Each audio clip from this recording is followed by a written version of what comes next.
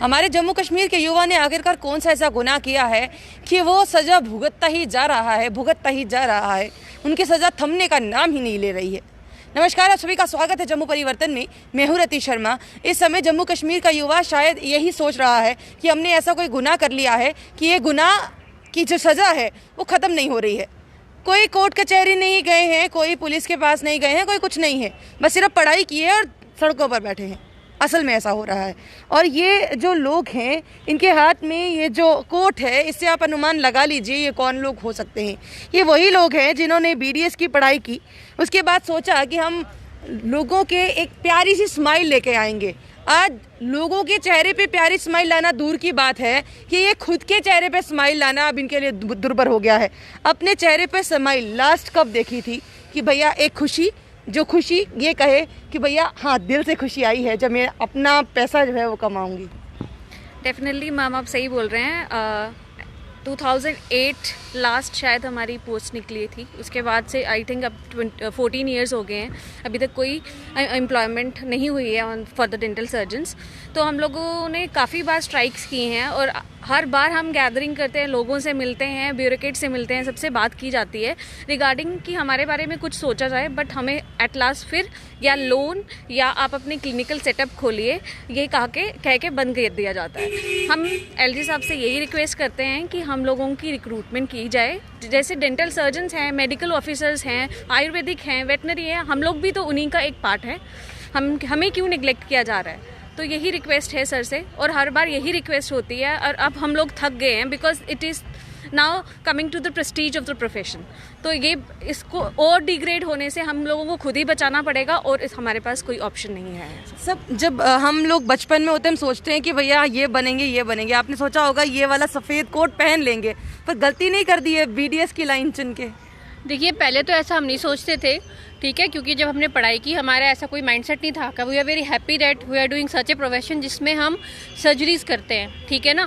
और स्पेशली जितना भी अगर आप फॉरेन में देखोगे तो इससे अच्छा प्रेस्टिजियस कोई हो नहीं सकता ब्रांच साइंस की, ठीक है। बट उसको इतना डिग्रेड कर दिया गया है आज के टाइम पे। तो आज के टाइम पे फील होता है कि काश हमने ना किया होता है प्रोफेशन, क्योंकि हमारी डेंटिस्ट्री से हर एक फील्ड का इंसान कमाता है, लेकिन एक डेंटिस्ट नहीं कमा सकता बिकॉज उसके बहुत सारे लूप होल्स हैं। जैसे ये प्राइवेटाइजेशन कह रहे हैं करने को क्लिनिक्स का, तो इतना अर्निंग कैपेसिटी नहीं है लोगों की। तो लोन के ऊपर अगर हम लोन के ऊपर अगर हम स्टार्ट करेंगे अपना, ठीक है ना, प्राइवेट क्लिनिक, तो वो सारा बर्डन तो लोगों पे ही आएगा ना। अगर गवर्नमेंट हॉस्पिटल में ट्रीटमेंट होता है तो वो फ्री ऑफ कॉस्ट होता है या बहुत मिनिमम चार्जेस पे होता है। अगर जिसने लोन लिया होगा वो क्या अपना पैसा रिकवर नहीं करेगा? और हमने तो एम्प्लॉयमेंट भी जनरेट करनी है, तो सारा बर्डन सोसाइटी पे ही आएगा, ठीक है। जो फीलिंग 10 रुपये की या 20 रुपये की होती होगी GDC में, गवर्नमेंट उसमें, तो वो कम से कम 500 की होगी प्राइवेट में, क्योंकि हमने तो अपने पैसे पूरे करने हैं। तो ये कैसे, कहाँ जस्टिफाइबल है? हम ये कहते हैं कि महिलाओं को कि भैया बेटी बचाओ, बेटी पढ़ाओ, बेटी को आगे बढ़ाओ, अनएम्प्लॉयमेंट से उनको एम्प्लॉयमेंट में लाओ, वुमेन एम्पावरमेंट करो। यही बातें आजकल आपने हर जगह पर सुनी होंगी। क्या लगता है वुमेन एम्पावरमेंट हो रही है? आप आने वाली जनरेशन को ये कहेंगे कि आप BDS कर लीजिए, कर सकते हैं, आप ये बोल सकते हैं? डेफिनेटली मैम, नहीं बोलेंगे हम लोग। किसी भी अभी जो अपकमिंग यूथ है उसको सबको यही सजेशन देंगे कि इस फील्ड में ना आओ, बिकॉज अब इस फील्ड में आओगे तो आपको आगे ना आगे या तो BDS के बाद आपको रुकना नहीं है, फिर आपको MDS करना है। बट आफ्टर MDS आप क्या करोगे? कुछ भी नहीं ना, आपके पास कोई ऑप्शन नहीं है। एटलीस्ट आप कोई और प्रोफेशन चूज कर सकते हो। बट हम लोग अभी क्या प्रोफेशन, हम लोग केस तो नहीं करेंगे, अब हम बैंक में नहीं जाएंगे, बट क्या करें? बट अब ऐसा भी है कुछ बच्चे आफ्टर MDS भी कुछ और ऑप्शंस में जा रहे हैं। तो आप सोचिए ना, क्या है इस प्रोफेशन का नल एंड वाइड है, तो क्यों हम 13 साल अपने वेस्ट कर रहे हैं और बाकी आगे वाली फ्यूचर जनरेशन उस पर वेस्ट करें? हम पे लोग हंस रहे हैं कि लोन ना, आपको लोन दे रही है गवर्नमेंट, लोन ना।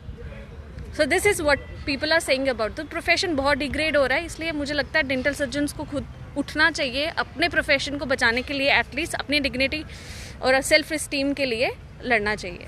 हमें ये कहा जा रहा है यहाँ पर एम्स आ रहा है, गवर्नमेंट मेडिकल कॉलेज अलग अलग तरह के खोल दिए हैं, अलग अलग जगहों पे खोल दिए हैं, अलग अलग डिस्ट्रिक्ट्स में खोल दिए हैं, एम्स अलग अलग जगहों पर खोल रहे हैं।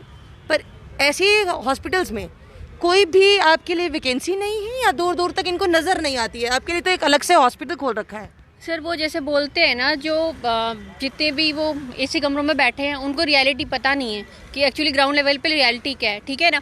क्योंकि मैक्सिमम जो पॉपुलेशन है डेंटल की, ठीक है ना, जब भी ट्रीटमेंट कराना होता है कितने फार फ्लंग एरियाज से आते हैं, अपना रोड एक्सपेंस देके तो फिर जीडीसी में आके अपना इलाज करा के जाते हैं, ठीक है। नहीं तो अपनी जगह पे भी अपना इलाज करा सकते थे, ठीक है ना। तो इसीलिए मेरे हिसाब से उनको फ़र्क नहीं पड़ता, क्योंकि जो क्रीम ऑफ द सोसाइटी है उनका इलाज हो जाता है, लेकिन मेजॉरिटी सोसाइटी की अर्निंग कैपेसिटी उतनी है ही नहीं। और ये चीज़ आई थिंक शायद गवर्नमेंट को पता नहीं है कि लोगों की अर्निंग कैपेसिटी कितनी है JNK में, ठीक है ना। तो अगर उनको पता होता तो उनको पता चलता कि इतना नीड है। अब अर्निंग कैपेसिटी नहीं है, आप मैक्सिमम देखोगे जो ओरल हेल्थ स्टेटस है JNK का, किसी भी स्टेट के साथ आप अगर कंपैरिजन करोगे सबसे पोर है।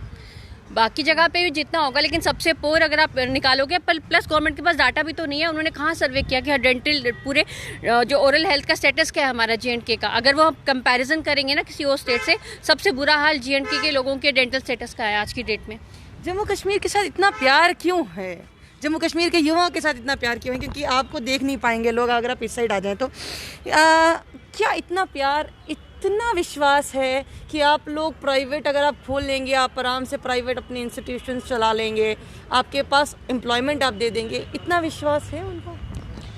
मैम प्रॉब्लम क्या है ना कि जब गवर्नमेंट कोई प्लान प्रोजेक्ट करती है वो एक कमरे में बैठ के करती है सिर्फ 2 या 3 बंदों के साथ, तो स्टॉक होल्डर से कभी पूछा नहीं जाता है।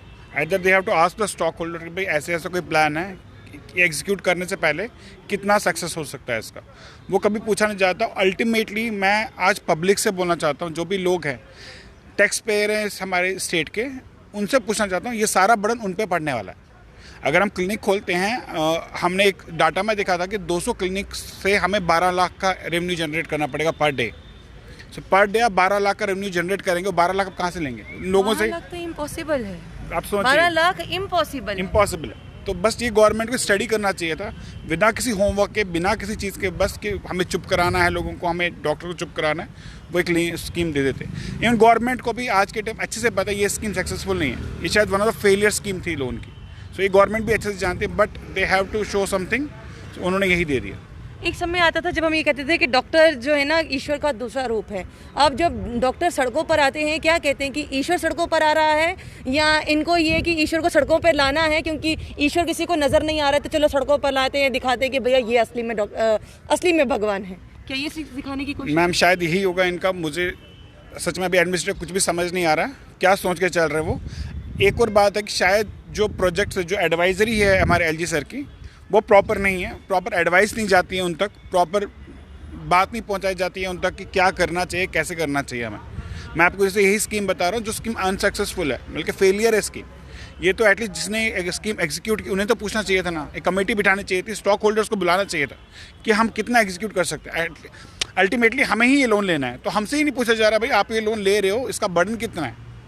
गवर्नमेंट ने कोई स्टडी नहीं किया, तो किस हिसाब से गवर्नमेंट चल रही है हमें नहीं पता। इससे गवर्नमेंट स्टडी नहीं कर रही है, गवर्नमेंट डॉक्टरों को सड़कों पर ला रही है। गवर्नमेंट, ये जो डॉक्टर्स पहले इन्होंने लगाए हैं वो रिटायर्ड नहीं हुए हैं 14 सालों से, या उनको लगता है कि जम्मू कश्मीर के लोगों के दांत इतने ही प्यारे हैं कि वो अपने आप ही ठीक हो जाएंगे, ना तो सर्जरी करने की ज़रूरत है, ना ही कुछ इनको ध्यान देने की ज़रूरत है, हम लोगों के पास जितने डॉक्टर हैं ठीक है।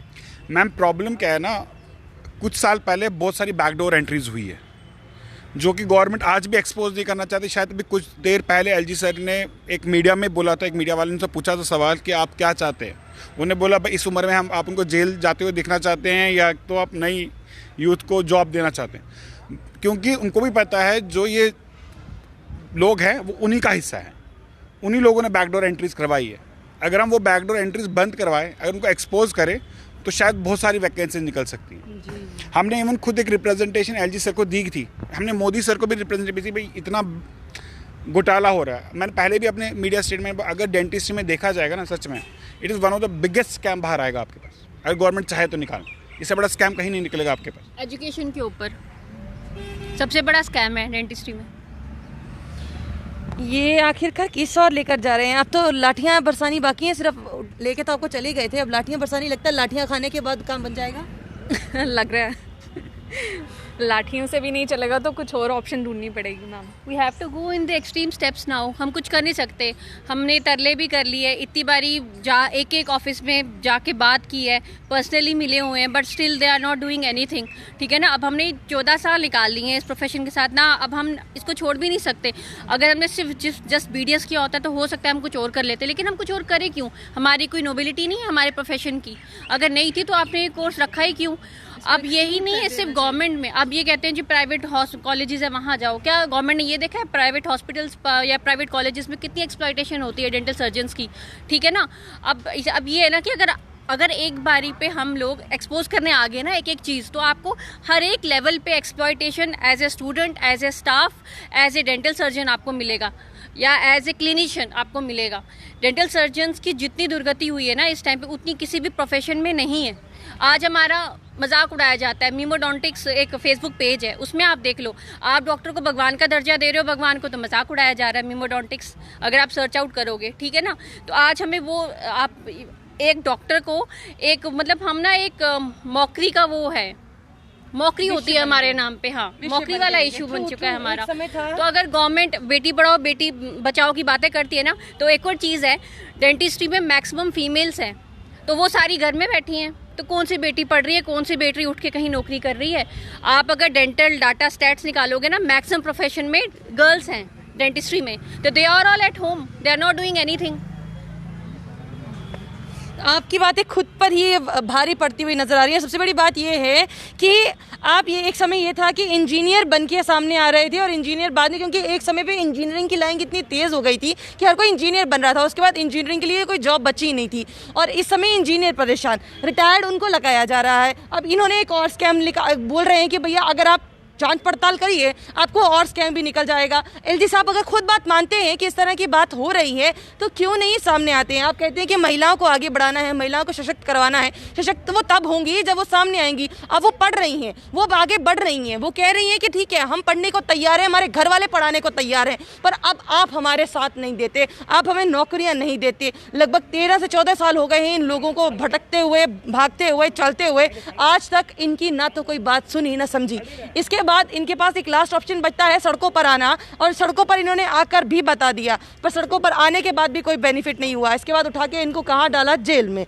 सोचिए कि ये लोग जो डॉक्टर हैं, जिनको ईश्वर का दर्जा दिया जाता है, कि अगर इस समय पे इन लोगों को कोरोना वॉरियर का दर्जा दिया गया, पर आज सोचिए यही कोरोना वॉरियर जिनके लिए थालियां बजाई, जिनके लिए तालियां बजाई, जिनके लिए मोमबत्तियां जलाई, आज सड़कों पर है। अब बस लास्ट ये वेट कर रही हैं कि भैया हम पर भी लाठियां बरस जाएं, क्योंकि बाकी सब पे तो बरस ही रही हैं, इतना सबका प्रसाद मिल ही रहा है, अब हम पर भी थोड़ा बरस जाएगा तो ज़्यादा बढ़िया हो जाएगा, शायद तब भी बात सुन ली जाएगी। क्योंकि बाकी लोगों को तो लाठियाँ सुन के भी, लाठियाँ पढ़ के भी बात सुनी नहीं है।